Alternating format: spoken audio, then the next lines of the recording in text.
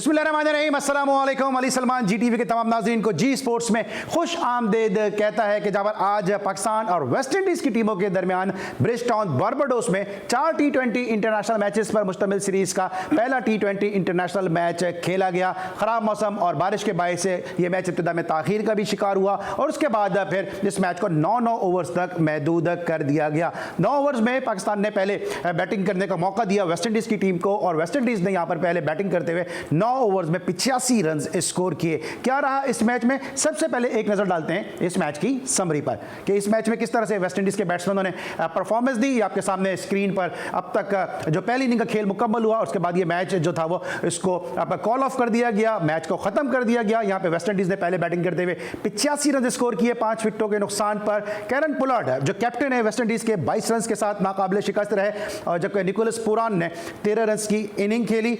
हसन अली ने 2 विकेटें हासिल की, उस्मान कादिर ने 1 और मोहम्मद हफीज़ ने भी 1 विकेट हासिल की और 1 विकेट हासिल की थी debutante 94 number T20 international cap Wasim ने। तो ये अब तक की जो थी वो सूरत हाल रही और पहली इनिंग के बाद ही इस मैच को फिर कॉल ऑफ कर दिया गया। तो इस तरह अब जो 3 T20 इंटरनेशनल मैचेस खेले जाएंगे उन 3 T20 इंटरनेशनल मैच से फैसला हो जाएगा कि कौन इस सीरीज का फातेह होगा। इससे पहले कि हम अपने प्रोग्राम के फॉर्मेट के मुताबिक हेडलाइन पे जाएं, सबसे पहले आज के गेस्ट का तारुफ। आज हमारे साथ 2 ऐसी शख्सियत मौजूद हैं कि जिन्होंने डोमेस्टिक में रन्स के अंबार लगाए। पाकिस्तान की जानिब से जो फर्स्ट क्लास क्रिकेट की जो सबसे बड़ी इनफरादी इनिंग है हनीफ मोहम्मद साहब की 499 रन की, उसके बाद जो दूसरी बड़ी इनफरादी इनिंग है 428 रन की अगेंस्ट कोयटा सिंध की जानिब से इन्होंने स्कोर किया और 428 रन की इनिंग खेली। ये वो मैच था कि जिसमें एक बशीर साना साहब होते थे, उन्होंने भी सेंचुरी स्कोर की और साथ साथ जावेद मियादाद ने भी सेंचुरी स्कोर की थी। बड़े ज़बरदस्त क्रिकेटर और अगर फर्स्ट क्लास की हिस्ट्री की बात की जाए तो जो दुनिया में जो टॉप के 10 सबसे ज़्यादा रन गेटर हैं उनमें 7वें नंबर पे इनका नाम मौजूद है। आज की नौजवान नस्ल को इन जैसे हीरो से रोशनास कराना इसलिए ज़रूरी होता है क्योंकि जब वो देखते हैं किसी भी क्रिकेट की वेबसाइट पे और किसी भी प्लेयर के 2 या 3 मैच देखते हैं तो शायद वो इतनी ज़्यादा इंपॉर्टेंस नहीं देते, लेकिन जिस तरह डोमेस्टिक में इन्होंने परफॉर्म किया पसंद नापसंद का शिकार हुए, लेकिन उसके बावजूद इनकी सलाहियतें थी उससे माला माल रहे। अक्सर शोज़ में आप इनको देखते हैं। आज मेरे शो में जी टीवी पे ये पहली मरतबा हमारे मेहमान बने। हम इनके बहुत ही मशहूर हैं कि आज इतने इंपॉर्टेंट दिन के जब पाकिस्तान खेल रहा है इन्होंने हमारे लिए वक्त निकाला। तबीयत भी इनकी नासाज है लेकिन उसके बावजूद हमारी मोहब्बत में हमारी दावत में यहाँ पे तशरीफ लाए। आफ्ताब बलोच साहब, कैसे हैं आफ्ताब भाई आप? अस्सलाम वालेकुम। मैं ठीक माशाल्लाह। ठीक है जी बिल्कुल ठीक माशाल्लाह। थोड़ा सा पैर में प्रॉब्लम है, वैसे ठीक हूँ मैं। फुटवर्क अभी भी सही चल रहा है? फुटवर्क है, फुटवर्क अभी भी सही है, फुटवर्क खराब हुआ लेकिन आफ्ताब भाई का फुटवर्क खराब होते होते भी कितना खराब होगा ये भी यकीनी तौर पे हमसे तो अभी भी बेहतर ही होंगे। और जो दूसरी शख्सियत मौजूद हैं, ज़बरदस्त अपने वक्त के प्लेयर रहे, ये भी पसंद नापसंद का शिकार हुए, लेकिन इनका जो दूसरा बड़ा कारनामा है वो ये है कि इन्होंने बहुत सारे क्रिकेटर्स पाकिस्तान की टीम को दिए अपने इदारे के जरिए। अगर मैं यूनुस खान की बात करता हूँ, अगर मैं शाहिद आफरीदी की बात करता हूँ, ये सब के इलेक्ट्रिक से भी खेले, MCB से भी खेले और इसके साथ साथ और भी बहुत सारे क्रिकेटर्स हैं। जावेद कदीर को भी मुझे याद है कि इन्हीं के बाद वो PIA की टीम तक पहुंचे। मेरे साथ मौजूद हैं अनवार उल हक साहब, कैसे आप? शुक्र, थैंक यू वेरी मच। तबीयत ठीक है? अल्लाह का शुक्र आसान। मैच कॉल ऑफ हुआ? जी मैच अभी पता चला कॉल ऑफ हो गया। 9 ओवर का था मगर वो शायद आई थिंक वो बारिश बहुत ज़्यादा ही हो गई है जिसकी वजह से मायूसी हुई बिल्कुल, क्योंकि एक तो T20 का मैच पूरा ना हो फिर उसके बाद 9 ओवर का मैच हो और वो भी कॉल ऑफ हो जाए तो वो एक ज़रा सा खलिश रहती है। ऑलराइट, थोड़ी सी खलिश रहती है, लेकिन इस खलिश को आज हम मुकम्मल करेंगे अपने दोनों मौजूद मेहमानों की गुफ्तगू से और साथ साथ आपको बताते चलें कि कल जापान में पाकिस्तान के शाह हुसैन शाह टर्की के जोडो के प्लेयर के साथ अपनी पहली फाइट कर रहे हैं। आज उसको भी हम डिस्कस करेंगे, लेकिन सबसे पहले प्रोग्राम का फॉर्मेट आज की टॉप स्टोरीज। पाक वेस्ट इंडीज के दरमियान पहला T20 मैच एक बार फिर बारिश की नजर। अगर कोरोना केस ऑस्ट्रेलिया के खिलाफ सीरीज में आया तो उसको मुतासर होना चाहिए था। पाकिस्तान का एक मैच क्यों खत्म किया गया? ICC को मामले का नोटिस लेना चाहिए। साबिक कप्तान इंजमाम उल हक। बैटिंग के शोबे में कौमी टीम भारतीय टीम से बहुत कमजोर है। कोहली के पास ठोस बैटिंग लाइनअप की हिमायत हासिल है, जबकि बाबर आजम को मैच में अकेले ही लड़ना पड़ता है। सलमान बट। ICC की नई वनडे रैंकिंग जारी। कौमी कप्तान बाबर आजम पहले नंबर पर विराजमान, जबकि टॉप 10 बॉलर्स में पाकिस्तान का कोई बॉलर शामिल नहीं। फैसलाबाद के असद वज़ा का नया रिकॉर्ड। फास्ट बॉलर ने इंटरसिटी क्रिकेट चैंपियनशिप के मुकाबले में 13 विकेटें हासिल की। असद रजा इससे कबल अंडर 19 मैच की एक इनिंग में 10 खिलाड़ियों को आउट करने का रिकॉर्ड बना चुके हैं।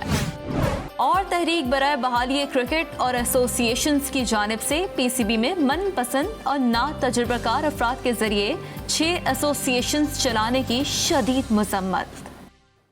जी नाज़रीन, आपने आज की टॉप स्टोरीज देखी और टॉप स्टोरीज में आपने देखा कि 9 ओवर्स तक ये मैच है महदूद रहा और उसके बाद फिर बारिश की वजह से इस मैच को कॉल ऑफ कर दिया गया। आपने इसमें 2 स्टेटमेंट्स भी देखे होंगे पाकिस्तान के 2 फॉर्मर कैप्टन्स के। इंजमाम साहब ने कहा कि किस तरह से जो है वो एक मैच को कॉल ऑफ किया गया, क्योंकि अगर कोरोना का पैंडेमिक जो था अगर उसने इम्पैक्ट डाला था ऑस्ट्रेलिया वेस्ट इंडीज सीरीज में, तो फिर पाकिस्तान का एक मैच क्यों कम किया गया। और साथ साथ सलमान बट का स्टेटमेंट आपने देखा कि पाकिस्तान की जो बैटिंग है वो भारतीय बैटिंग से बहुत कमज़ोर है। अनवर भाई से गुफ्तगू का आगाज़ करेंगे। अनवर भाई, सबसे पहले अभी पाकिस्तान को T20 वर्ल्ड कप भी खेलना है और अब इस मैच को मिला के हमारे पास 9 मैचेस थे और अब 8 मैचेस रह गए। आपको लगता है कि अगर हम इस तरह अपने मैचेस कम करते चले गए, एक मैच हमने सेक्रीफाइस कर दिया, तो ये सही फैसला था? नहीं, फैसला तो बिल्कुल ठीक नहीं है। इसमें तो देखे ना, आपको 2 मैच लॉस हो गए ना। एक तो आपका सीरीज का मैच खत्म हो गया, एक आज मैच कॉल ऑफ हो गया, तो अभी आपके पास टाइम बहुत कम रह गया है। देखें अभी 3 मैच हैं, अभी वेदर का जो फोरकास्ट है वो ऐसे ही है कि शायद फिर वहाँ पे बारिश के चांसेस हैं। तो ये पाकिस्तान की प्रिपरेशन में थोड़ा सा एक हमारे लिए एक मेरे ख्याल से एक अच्छा एक असर नहीं है। उसमें होने चाहिए हमारे मैचेस। और अब पाकिस्तान के पास टाइम बहुत कम है। देखिए T20 का जो वर्ल्ड कप है वो सर पर है और गुड लक ये है पाकिस्तानियों के लिए कि ये इसी सरजमीन पे हो रहा है जिस पे हम बहुत सारी सीरीज़ खेल चुके हैं और उसमें पाकिस्तानियों को मैं ये समझता हूँ कि थोड़ा एज है और इसमें इनको थोड़ा सा सपोर्ट मिलेगी और इनको अपनी प्रिपरेशन अभी कर लेनी चाहिए। और टीम की लाइनअप जो है ना, कम से कम एटलीस्ट 16 की इनको हतमी शक्ल दे देनी चाहिए और इनको कंसिस्टेंटली जो है लड़कों को लेकिन चांस देना चाहिए। ये बात करते हैं पाकिस्तान को एज कैसे हासिल है? यहीं पे IPL इंडिया खेलने जा रहा है इस T20 वर्ल्ड कप से पहले, इसी जगह पे जो था शारजा के अंदर अफगानिस्तान का होम ग्राउंड था, इसी जगह पे न्यूजीलैंड आके हमको हरा के चले गई। यहाँ पे पाकिस्तान के साथ दूसरी टीमें भी एक्शन में नजर आई हैं, तो आपको लगता नहीं कि एडवांटेज जो है वो इक्विवेलेंट हो गया है? नहीं, देखिए एडवांटेज तो ये आप सही कह सकते हैं कि बहुत सारी फॉरेन टीमें यहाँ पे आके खेलती हैं, क्योंकि हमारे यहाँ जिस वक्त ये हमारे यहाँ बंद किया हुआ था टेस्ट हमारा दरवाज़ा, तो सब यहीं पर ही खेल रहे थे। मगर एटलीस्ट यहाँ की जो पिचेस है, यहाँ का जो क्लाइमेट है वो हमें सूट भी करता है और उसमें हमारे बॉलर्स को थोड़ा, स्पिनर्स को स्पेशली, क्योंकि मैं अभी ये समझ रहा हूँ कि हमारी स्पिनर्स के अंदर वो कारकर्दगी नहीं आ रही है जो कि हमें मैच जितवा सकती है। इसमें यहाँ पे अपने स्पिनर्स को एटलीस्ट हमें खुल के चांस देना चाहिए और इसमें अभी टीम को सेटल कर लेना चाहिए। ये सीरीज़ है, उसके बाद एक और सीरीज़ है, क्योंकि वर्ल्ड कप में टाइम बहुत कम रह गया है, वक्त बहुत कम है और वक्त बड़ा महदूद है। आफ्ताब भाई, आप किसका लगता है कि पाकिस्तान की तैयारियां, आप जिस एरा में क्रिकेट खेली है वो बड़ा मुश्किल एक एरा था, एक से एक क्लासिकल प्लेयर था, कुछ खेल गए, कुछ आप जैसे बदकिस्मत रहे, अनवर भाई जैसे बदकिस्मत रहे जो ज़्यादा नहीं खेले, लेकिन जो टैलेंट था उसमें कोई दो राय नहीं है। तो आपको लगता है कि पाकिस्तान की टीम इस वक्त शेप में आ चुकी है T20 वर्ल्ड कप के लिए? क्योंकि आप अभी डोमेस्टिक में भी जा रहे हैं, मैं देख रहा हूँ, आप बतौर ऑब्जर्वर आप ग्राउंड्स में मौजूद होते हैं। देखिए, अभी जो पाकिस्तान टीम है प्रिपेयर तो कर रही है अपने आप को मैचेस के लिए और खेलते चले आ रहे हैं 20 सीरीज़ के, लेकिन आप देखेंगे हमारी टीम की परफॉर्मेंस में तसलसल नहीं है। मुसलसल हम अप एंड डाउन में चल रहे हैं। परफॉर्मेंस हमारी जो होनी चाहिए, जिसके लिए हम वर्ल्ड कप के लिए प्रिपेयर हो रहे हैं, तो उसमें वो चीज़ें अभी नज़र नहीं आ रही कि हमारी टीम इम्प्रूव करेगी।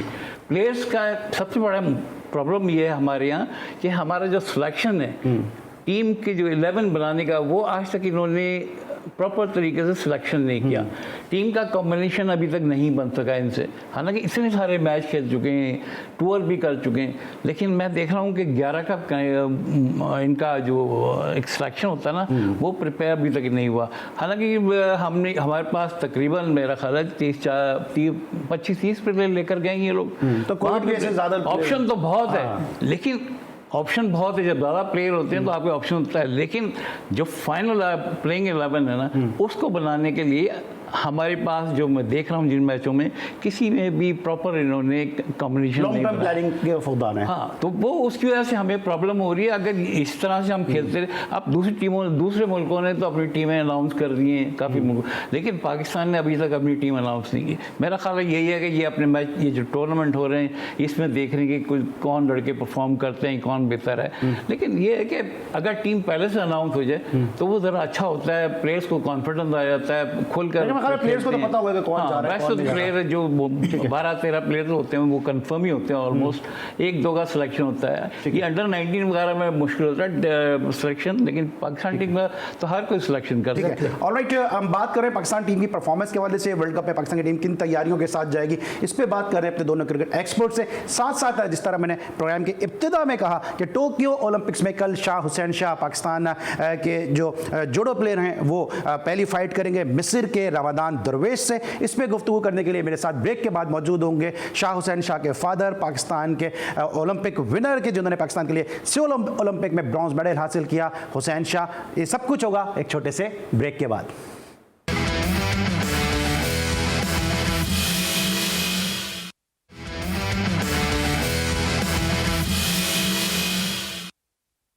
Welcome back after the break. और ब्रेक पर जाने से पहले मैंने कहा था कि कल टोक्यो में बड़ा मुकाबला होगा और पाकिस्तान के लिए फतह की उम्मीद, पाकिस्तान के लिए मेडल की एक उम्मीद है शाह हुसैन शाह की सूरत में, जो कल अपनी पहली फाइट करेंगे जूडो के इवेंट में -100 किलोग्राम कैटेगरी में, और उनका मुकाबला होगा मिस्र के रमादान दरवेश से। और हम सब पूरी तरह से दुआ गो हैं कि अल्लाह ताला यहाँ पे पाकिस्तान का सब जिलाली परचम बुलंद करें और शाह हुसैन शाह जिन्होंने इतनी मेहनत की है इस फाइट के लिए, इस ओलंपिक के लिए, वो उनको अल्लाह ताला कामयाबी से हमकिनार करें और पाकिस्तान जो है वो हमें पॉइंट स्टार टैली पे नजर आए। इस पूरी फाइट के हवाले से गुफ्तगू करने के लिए मेरे साथ मौजूद होंगे और मौजूद हैं, बल्कि इस वक्त जापान टोक्यो से सिविल ओलंपिक में ब्रॉन्ज मेडल जीतने वाले पाकिस्तान का फख्र, पाकिस्तान की शान हुसैन शाह साहब। इससे पहले कि मैं इनसे गुफ्तगू करूं इनके बेटे की तैयारियों के हवाले से, कल की फाइट के हवाले से, शाह हुसैन शाह ने खुद क्या कहा अपनी इस फाइट के हवाले से, आइए पहले वो सुनते हैं। अभी तैयारी अल्हम्दुलिल्लाह बहुत अच्छी हो रही है और बहुत टफ भी है। अभी ट्रेनिंग के साथ साथ बहुत स्ट्रेस भी होता है, परेशानी भी होती है, लेकिन फिर भी अभी बर्दाश्त की टाइम है। ट्रेनिंग में अपनी जारी रख रहा हूँ। तो ये ओलंपिक मेरे लिए बहुत मीनफुल है और मेरे ख्याल से सिर्फ मेरे लिए नहीं बेशक पाकिस्तान के लिए बहुत अहम फाइट होगी। 1988 से अभी ओलंपिक में मेडल पाकिस्तान के लिए नहीं आया है। लास्ट ओलंपिक जो मेरे फादर ने लिया तो ब्रॉन्ज मेडल, वो उसको आखिरी उनके अभी तक नहीं आया है। तो मैं चाहता हूं कि मेरे अब्बू की लेगेसी मैं जारी रखूं और फिर से पाकिस्तान ओलंपिक में मेडल लेना शुरू हो जाए। जी नाज़रीन, आपने सुनी शाह हुसैन शाह की गुफ्तगू और हम अपने प्रोग्राम के तवस्सुत से आपसे भी हम मुल्तमिस होंगे, आपसे भी इल्तिमास करेंगे कि इनकी फ़तह के लिए, पाकिस्तान के सब जिलाली परचम की बुलंदी के लिए दुआ कीजिए और नेक तमन्नाएं हमारी तरफ से हैं शाह हुसैन शाह के लिए। हुसैन शाह साहब ने मैं ज्वाइन कर लिया जनाब टोक्यो से। अस्सलाम वालेकुम हुसैन भाई, कैसे हैं आप? वालेकुम, अल्लाह करम दुआ है। हम सब यहाँ पे दुआ गो हैं कि अल्लाह ताला कल शाह हुसैन शाह जो फर्जंद हुसैन शाह है, फर्जंद पाकिस्तान है, उसको कल कामयाबी जो है अल्लाह ताला उनको अता फरमाए। ये बताएं तैयारियां कैसी हैं शाह हुसैन शाह की? यार इस बार शाह हुसैन बड़ी अच्छी तैयारी से की है। सबसे अच्छी बात पता है क्या, अभी तो कोरोना मुश्किल हो गई थी ट्रेनिंग, तो सबसे अच्छी बात यह है कि वो जापान में उन लड़कों से ट्रेनिंग कर रहा है जो वो लास्ट ओलंपिक में सिल्वर मेडल लिया था। लड़के ने इससे एक बड़ा वेट है, +100 का है, उससे ट्रेनिंग कर रहा है। उससे इसलिए ट्रेनिंग कर रहा है कि उनको चाहिए लंबे चौड़े आदमी ना, कि जापान में तो लंबे चौड़े नहीं है। उससे मेरा बेटा लंबा चौड़ा तो उसको शाह मेरे ट्रेनिंग कर रहा है, उसके साथ ट्रेनिंग कर रहा है। और बहुत बेस्ट प्लेयर, वर्ल्ड चैंपियन है और ओलंपिक का भी लास्ट में सिल्वर मेडल लिया उसने। तो हम कितनी उम्मीद रखें, क्योंकि उनका मुकाबला एक बड़े मुश्किल हरीफ से है। रमदान दरवेश, एक उनकी जो रैंकिंग है वो भी तकरीबन 7 या 8 के करीब उनकी रैंकिंग है और बहुत टफ फाइटर है कहा जाता है उनके बारे में, एक बड़ा नाम है जूडो की दुनिया का। तो तैयारियां जो है आपने बताया कि जापान में वो कर रहे हैं, लेकिन अगर हम दोनों का कंपेरिजन करें तो क्या उम्मीद रख सकते हैं? नहीं, उम्मीद है। अब पता क्या, एक बेटे में मेरे में एक मसला होता था पहले, हम पहली फाइट जीत लेते हैं, उसके बाद फिर अच्छे जाते हैं, फिर ऊपर जाते हैं, फिर मसला नहीं होता है। बस अल्लाह करे कल ये फाइट निकाल ले ना, कल पहली फाइट, इसके बाद इंशाल्लाह ये मेडल तक पहुंचेगा इंशाल्लाह। पहले उसके बाद नंबर 1 भी लड़का है ना वर्ल्ड का, उसको भी मारेगा इंशाल्लाह। मतलब आपके ख्याल में पहले मैच का प्रेशर है, बस के पहले मैच का प्रेशर जैसे ही खत्म होगा तो फिर इंशाल्लाह ये फ्लरिश कर जाएंगे। जी जी बिल्कुल। इसलिए प्रेशर इसलिए कि ये मसला मेरे पे भी अंदर था ना, क्योंकि एक फाइट खेलता था, आगे मालूम पड़ता है कि मेरा स्टेमिना कितना है, मेरी जान में ताकत कितनी है, मेरे पाँव में ताकत कितनी है, मेरी कंडीशन कैसी है, सब मालूम पड़ जाता ना, उसके बाद वो अच्छा खेलता है। ठीक है, मेरे में ये मसला था। ठीक है। अच्छा हुसैन भाई, किस तरह से आप देखते हैं, क्योंकि पाकिस्तान की जो हिस्ट्री ओलंपिक की उसमें सिर्फ दो ही ऐसे जो है वो एथलीट हैं, एक मोहम्मद बशीर थे जिन्होंने 1960 के रोम ओलंपिक्स में तमगा जीता पाकिस्तान के लिए, ब्रॉन्ज मेडल, एक आप हैं। और 1988 के बाद सियोल ओलंपिक के बाद से अब तक पाकिस्तान मां सिवाय बार्सिलोना में जो पाकिस्तान ने ब्रॉन्ज मेडल जीता, किसी और गेम में हॉकी के अलावा कोई तमगा जीतने में कामयाब नहीं हो सका। तो ऐसा लगता है कि बाप की रिवायत को बेटा इंशाअल्लाह अजीज, अल्लाह ताला मेरी ज़बान मुबारक करे, पाकिस्तानियों की दुआएं जो कबूल फरमाए कि बाप की लेगेसी को लेकर बेटा आगे बढ़ रहा है। बस यार मेरी भी कोशिश यही है कि मेरा बेटा मेडल है, और भी ले, और भी मेरा ये सब पाकिस्तान के बेटे हैं, पाकिस्तान की बेटियां हैं जो वहां पे शिरकत कर रहे हैं। बस मतलब सारे मेडल लें और मुल्क का नाम रोशन करें, है ना। और मेरा बेटा भी बड़ा इस बार जज्बे से ट्रेनिंग किया और जज्बे बड़ा मेडल लूंगा बाबा इंशाल्लाह मैं, है ना।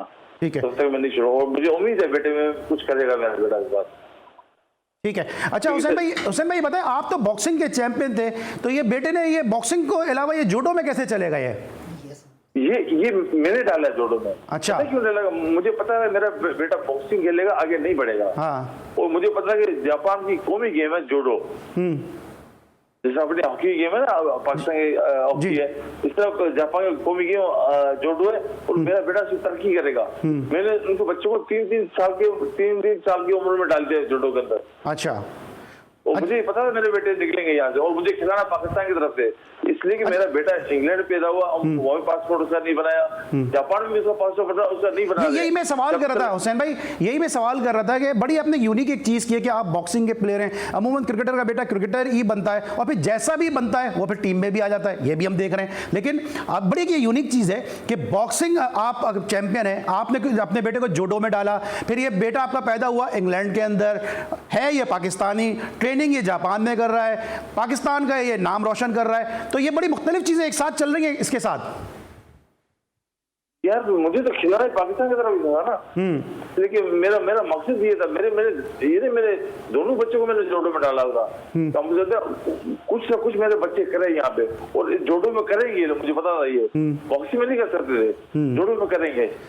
अच्छा हुसैन भाई, आपके साथ भी मुझे याद है जब 98 में आप सियोल ओलंपिक जीते, तो शायद जो आपका हक था वो पाकिस्तान अदा नहीं कर सका। मैं बड़े ऑनेस्टली ये बात कर रहा हूँ, बड़े बोल्डली ब्लंटली ये बात कर रहा हूँ कि शायद वो हक पाकिस्तान अदा नहीं कर सका, लेकिन उसके बावजूद अब शाह हुसैन शाह जूडो में पाकिस्तान को रिप्रेजेंट कर रहे हैं। प्राइम मिनिस्टर इमरान खान साहब इस वक्त जो पाकिस्तान के वर्ल्ड के चैंपियन कैप्टन है, वो इस पावर में, कोई आप उनसे बात करना चाहेंगे कि एथलीट्स के लिए या ओलंपिक्स में तैयारियों के हवाले से जो है फंड में मजीद इजाफा किया जाए, या कुछ और अपील करना चाहेंगे इस प्रोग्राम के तवस्सुत से? हाँ बिल्कुल, ये तो मुझे मौका चाहिए इस बात करने के लिए खान साहब से। प्राइम मिनिस्टर मैं रिक्वेस्ट करता हूँ कि प्लीज जरा आप स्पोर्ट्स की तरफ भी जरा तवज्जो दें थोड़ा सा प्लीज, ताकि हमारा स्पोर्ट्स आगे बढ़े। अगर आप तवज्जो नहीं देंगे खान साहब तो ये बिल्कुल स्पोर्ट्स नहीं बढ़ेगा, क्योंकि खाली स्पोर्ट्स उन फेडरेशनों को भी तवज्जो दें, उन जो है बड़े बड़े वहाँ पे मगरमच्छ, उनको संभालें, हमारे स्पोर्ट्स बहुत आगे बढ़ सकता है। ठीक है। अच्छा, आखिरी मेरा आपसे सवाल ये है कि ओलंपिक हो या कोई भी गेम्स हो, उसमें पाकिस्तान का फ्लैग जो उठाना जो एक बड़े एजाज़ की बात है, लेकिन ये इतना सीरियस है, शाह हुसैन शाह अपनी तैयारियों को ले रहे हैं कि इन्होंने फ्लैग उठाने से भी मना कर दिया था ओपनिंग सेरेमनी में, और इन्होंने कहा कि मेरी तैयारियां डिस्टर्ब होंगी, इस दौरान जब मैं ओपनिंग सेरेमनी में जाऊँगा तो इसी दौरान जो है मैं अपनी ट्रेनिंग कर लूँगा। तो ये क्या कहानी है? कहानी ये है कि पहले उन्होंने कहा था कि पाकिस्तान का झंडा उठाओ ना, तो फिर बेटे बाबा मुझे झंडा नहीं उठाना है, मुझे मेडल उठाना है। हमला वो ठीक है, मेडल उठाना है, वो भी सही बात है, मगर हमला जब तुम अभी तो पिक पे हो, अभी तुम रिलैक्स ट्रेनिंग करोगे ना, तुम वहां चले जाओ और वहां पे उठाओ झंडा, ये तो बहुत इज्जत की बात है। तो फिर मैंने समझाया, फिर जाके ठीक है मैं जाऊंगा, ऊपर उनको फोन किया, बोला मैं आऊंगा, और फिर गया, और उन्होंने झंडा नहीं दिया। मैं एक बार मैं इमरान खान एक दूसरी रिक्वेस्ट करना चाहता हूँ, तो हम लोग को जो हम लोग बाहर खेलते हैं, हम लोग को पाकिस्तानी क्यों नहीं समझते हैं? लास्ट टाइम भी मेरे बेटे को झंडा दे देंगे फ्लैग देना था, इन्होंने वहाँ पटा किया, बेटे को नहीं दिया। जापान में भी हुआ इस तरह, जापान ने नहीं दिया। हमें पाकिस्तानी क्यों नहीं समझते? नहीं, बिल्कुल आप पाकिस्तानी हैं, सच्चे पाकिस्तानी हैं, और जितने आपने पाकिस्तान के लिए पंच लगाए हैं और पंच खाए हैं, यकीनन वो कोई एक सच्चा पाकिस्तानी इस तरह कर सकता था। Best of luck for Shah Hussain Shah, और उम्मीद करते हैं कि जब आप इंशाल्लाह ये फाइट, ये इवेंट जीत जाएंगे, मेडल पाकिस्तान को दिला देंगे, तब दोबारा आपको अपने शो में ज़रूर दावत देंगे, ज़रूर आपको जहमत देंगे। ये थे शाह हुसैन शाह के फादर हुसैन शाह साहब, जिनसे बात कर दे कल जूडो फाइट के हवाले से। वापस क्रिकेट की तरफ आएंगे, लेकिन एक ब्रेक के बाद।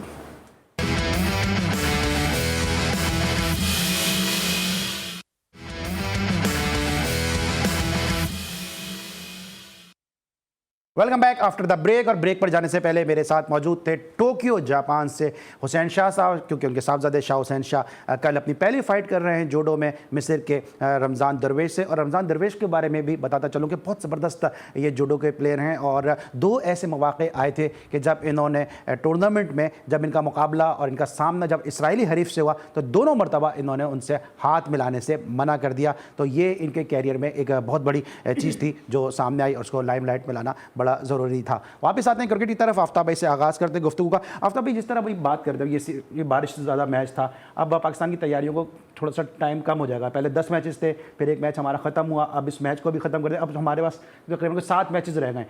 क्या लगता है आपको कि पाकिस्तान की टीम से क्या उम्मीदें रखी जा सकती हैं ICC वर्ल्ड T20 कप में? देखिए, वैसे तो पाकिस्तान टीम के प्रैक्टिस करती हुई आ रही है, टूर भी कर रही है, मैचेस हो रहे हैं उनके, लेकिन जहाँ तक वेस्ट इंडीज़ के मैचों का ताल्लुक है, तो आज के मैच शुरू होने से पहले रात बारिश हुई है, मेरा ख्याल है वहाँ पे बारिश हुई है, तो उससे मॉइस्चर वगैरह ज़्यादा आ गया, तो उसको गेम को उन्होंने रिड्यूस कर दिया 9 ओवर्स के ऊपर।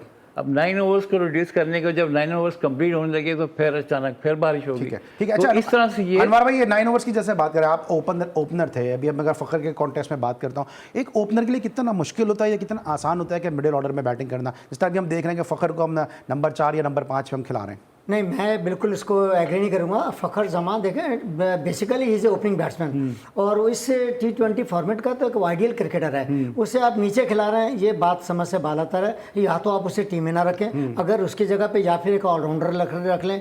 अगर उनको टीम में रख के 5वें नंबर पे खिलाना, तो ये कुछ मैं इस सिलेक्शन पे और इस बात पे मुत्तफिक नहीं हूँ, क्योंकि एक वो अच्छे बैट्समैन है। मैं ये समझता हूँ कि ये जो प्लेयर है शर्जील और फ़खर जमान के साथ जाना चाहिए। देखिए, वर्ल्ड कप आपके सर पे है, अभी आपको अपनी प्लेइंग 11 और 16 का स्क्वाड अनाउंस करना है। मैं ये समझ रहा हूँ कि अगर मेरी अपनी राय है कि अगर शोएब मलिक जैसे आज़म खान टीम में अगर इनकी जगह पे शोएब मलिक हो इसी स्क्वाड में और इसी लाइनअप के साथ ये वर्ल्ड कप के T20 मैचों में जाएं, तो पाकिस्तान की टीम मैं ये समझता हूँ कि फेवरेट टीम होगी, बहुत अच्छा परफॉर्म करेगी। शोएब मलिक का इंक्लूजन और हफीज़ का इंक्लूजन जो है वो एक अच्छा खुशाइन है और पाकिस्तान के लिए बहुत अच्छा है। ठीक है। अच्छा आफ्ताब भाई, जिस तरह ये भी शोएब मलिक की बात कर रहे हैं, आपको क्या लगता है क्या हमें, आप सिलेक्शन कमेटी से भी वाबस्ता रहे, मुख्तलिफ हैसियतों में आपने पाकिस्तान क्रिकेट बोर्ड को आपने बड़ा सर्व किया, आपको क्या लगता है कि क्या हमें वापस जो है वो माजी की तरफ जाना होगा, या हमें आज़म खान हुए या दूसरे यंगस्टर हुए उनको फिर मौका देना होगा ICC T20 वर्ल्ड कप में? देखिए, पाकिस्तान में टैलेंट बहुत है, बहुत प्लेयर हैं। अगर सही तरीके से सिलेक्शन किया जाए, सही जो सेलेक्टर्स की आई अच्छी होनी चाहिए, और जब आप टीम बनाते हैं तो आपको एक नज़र रखनी चाहिए कि हम कहाँ खेलने जा रहे हैं, कौन से मुल्क में खेलने जा रहे हैं, कौन सी टीम में खेलेंगे, उसके मुताबिक हमारा सिलेक्शन होना चाहिए। हम अपनी जो T20 के मैचेस यहाँ पाकिस्तान में होते हैं या दूसरे मैच, उसको देखते हुए वो T20 के प्लेयर को आप फ़ौरन सेलेक्ट कर दें, टेस्ट मैच में भी क्लियर कर देते हैं और दूसरे मैचों में भी। तो इस चीज़ को अवॉइड करना चाहिए। हर जो हमारे T20 या टेस्ट मैच है या वनडे है, उसके मुताबिक प्लेयर को सिलेक्ट करना चाहिए। और उनकी अब आप देखें, अब तक ये अपना कॉम्बिनेशन नहीं बना सके 11 का, जितने मैच पिछले 1 साल से मैच खेल रहे हैं, लेकिन टीम का मुझे कॉम्बिनेशन नज़र नहीं आ रहा।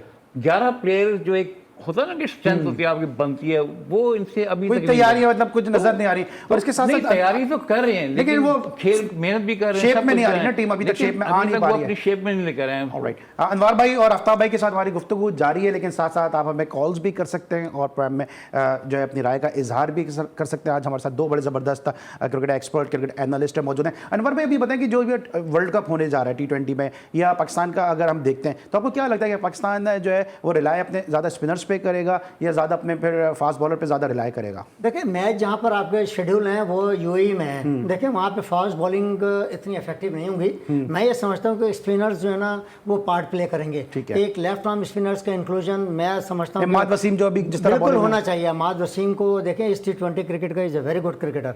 और मैंने अभी आपको बताया ना कि लाइनअप में जो मैंने आज टीम पढ़ी है जो पाकिस्तान 11 खेल रही है वेस्ट इंडीज़ के खिलाफ, इसमें अगर आजम की जगह पे मेरा अपना ख्याल है कि अगर इसकी जगह शोएब मलिक हो ना तो देखें ये एक हमारी वेल बैलेंस टीम हो जाएगी। एक आपको ऑफ स्पिनर की भी मिल जाएगा, एक आपको एडिशनल बैट्समैन भी मिल जाएगा, वेल एक्सपीरियंस। अच्छा, एडिशन का तो कोई मसला ही नहीं है ना, हम 4 ओपनर के साथ फिर रहे हैं, 3 विकेट कीपर को कैरी कर रहे हैं। कॉलर ने मुझे ज्वाइन कर लिया, उनको खुशामदीद कहेंगे। अस्सलाम वालेकुम।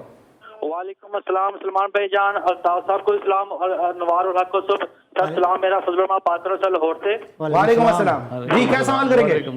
सर आज मैं बहुत इम्पोर्टेंट और बहुत ही अच्छे सवाल करना चाहता हूँ पाकिस्तान की टीम के हवाले से।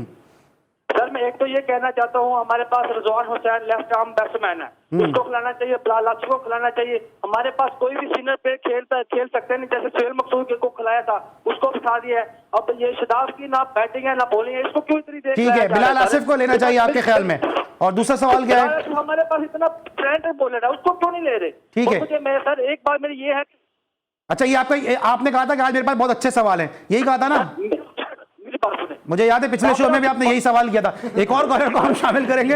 अनवर भाई आपसे मैं याद रखिएगा इनके सवाल, एक बिलाल आसिफ का है, दूसरे कॉलर ने भी हमें ज्वाइन किया है, उनको भी खुश आमदीद कहते हैं। अस्सलाम वालेकुम। वालेकुम अस्सलाम, रियाज खान बोल रहा हूँ। अली भाई रियाज खान कैसे हैं आप? ठीक हैं? अल्लाह का लाख लाख शुक्र है। अल्लाह ताला आपको इसी तरह हंसता मुस्कुराता रखे और ये जो जी टीवी को 4 चांद और भी लगे। आप माशाल्लाह बड़े अच्छे सवाल कर ले रियाज भाई, वक्त जरा महदूद है। असल में T20 वर्ल्ड कप से पहले जो है मैनेजमेंट की चेंजिंग होनी चाहिए। सेकेंडली जो टीम में चेंजिंग लेके आए, ये जो प्लेयर्स हैं जिनको आपने कह दिया कि जिस तरीके से कि मोहम्मद आमिर को आना चाहिए, तो भाई मोहम्मद आमिर को या और किसी को कब तक आप खिलाते रहेंगे? नए टैलेंट को लेके आए आपने। वैसे भी कर में मुझे नहीं लगता कि आप T20 जीत जाए, लेकिन बराए करम औरों को चांस दें, औरों के लिए भी रास्ते खोलें आप। ठीक है, तो ये मेरी रिक्वेस्ट है। ठीक है। Alright, thank you so much Riyaz भाई, आपने हमें कॉल की और बड़ी क्रिकेट में गहरी निगाह है रियाज खान साहब की। नवाज बड़ा हमेशा से बात करते हैं बिलाल आसिफ के लिए। अनवर भाई, बिलाल आसिफ को लगता है कोई कमबैक हो सकता है? क्योंकि वो मुझे नहीं लगता कि अभी दूर दूर तक वो किसी प्लान का हिस्सा है। वो देखिए अभी तो मैं ये समझता हूँ कि इस वक्त वो प्लान का हिस्सा नहीं है। नवाज जो है नवाज तो कॉलर थे हमारे जी, ये पूल का हिस्सा नवाज है। देखिए यहाँ पे आपको ज़रूरत पड़ेगी, जिस ज़मीन पे आप अभी मैचेस खेलने जा रहे हैं वर्ल्ड कप का, तो वहाँ पे एक बैट्समैन बॉलर की ज़रूरत पड़ेगी। तो मैं ये समझता हूँ क्योंकि फास्ट बॉल पे रिलाय तो इतना नहीं कर सकते हम, क्योंकि T20 क्रिकेट है और उसमें इतना आपको ना स्विंग और स्विंग का चांस नहीं मिलेगा। तो उस पर आपको ऑलराउंडर्स प्लस मैंने जैसे हफीज़ की बात की है तो वो एक आपके लिए और अपने शोएब मलिक बड़ा एक फ्रूटफुल है। और एक सबसे बड़ा एडवांटेज है, देखें ये मेगा इवेंट है, इसमें आप नए लड़कों को खिलाएंगे तो वो अपनी जगह को पक्का करने के लिए वो शो नहीं कर सकेंगे जो एक सीनियर प्लेयर कर सकता है। ठीक है। तो ये इस टूर्नामेंट में मैं समझता हूँ कि सीनियर्स को खिलाएं पाकिस्तान के लिए, just for the sake of Pakistan. ये अगले जो चांसेस। अच्छा आफ्ताब भाई, जिस तरह भी इन्होंने कहा कि रियाज भाई का सवाल था, रियाज खान साहब का कि तब्दीली होनी चाहिए। कल राशिद लतीफ़ हमारे साथ थे, राशिद भाई का ही कहना था कि अभी इस मौके पे चेंज करना सही नहीं है, और एक हद तक उनका कहना सही भी इसलिए है क्योंकि अगर आप अब चेंज करेंगे तो फिर जो नया आने वाला है उसको 8-10 मैच में वो क्या तब्दीली लेकर आएगा। आप क्या कहते हैं इस हवाले से? नहीं देखिए, प्लेयर तो उनके पास बहुत हैं और ऑप्शन भी बहुत है, लेकिन ये है कि अब जब टीम सेलेक्ट की जाती है तो उसमें कैप्टन और कोच का बहुत बड़ा वो होता है। नहीं, लोग टीम मैनेजमेंट की बात कर रहे हैं, जैसे मिसबा को चेंज कर दें या टीम मैनेजमेंट में तब्दीली लाने की बात कर रहे हैं। नहीं, वो इतनी जल्दी टीम मैनेजमेंट चेंज करने से कोई फायदा नहीं होगा। इन्हीं प्लेयर्स को अभी लेकर चल रहे हैं, खेल रहे हैं, तो आपस में कॉम्बिनेशन बनाने की कोशिश कर रहे हैं। लेकिन टीम का सिलेक्शन जब करते हैं ना तो उस वक्त उन्हें सोचना चाहिए कि हम कहाँ खेल रहे हैं, किस टीम में खिला रहे हैं, दूसरी टीम की क्या स्ट्रॉन्ग चीज़ है, हमारी क्या वीकनेस है, उस चीज़ को यूटिलाइज करना है। और सिलेक्शन करते वक्त ये नहीं कि उसको खिला दें इसको खिला दें, ऐसे नहीं होता। हम T20 के हिसाब से कोच और कप्तान एक प्लान करते हैं, उसके मुताबिक ओपनिंग मिडल ऑर्डर बैट्समैन, फिर पीछे ऑलराउंडर स्पिनर्स, तो इस तरह से एक कॉम्बिनेशन बनाया जाता है 11 प्लेयर्स का कि किस तरह से खेलना है, क्या टीम बनानी है, क्या बैटिंग ऑर्डर होगा।